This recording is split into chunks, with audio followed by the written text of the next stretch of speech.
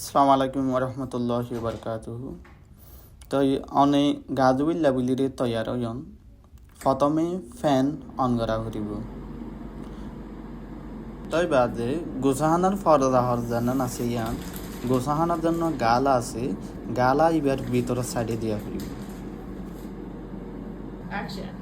যদি সে তুই চুল ধোয়ার দলে চুলেরে গা ধুয়ে যে গাল আছে যে গাল আপাতে ধোয়া করিব, হাত ধুয়ে যে সিং আছে যে সিং অব্বাদে ন গা ধুই ফেলানোর পরে যদি সে গাছ কাজ ধরিয়া বাইরে নিচে হন পানি পর্যে জ্বলি একান তৈলা লইরে পানি বেকুন ফুচি ফেলা করিব।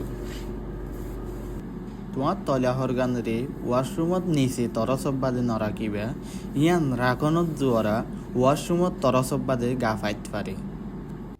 যদি সে গরব বাদে যখন কোনো দেবালব বাদে এন্ডিল্লা গা ফাঁসে দিক্কত হলে তোমার তো হবার গান ঘরের মালিকেরে জানা দিয়া পারিব।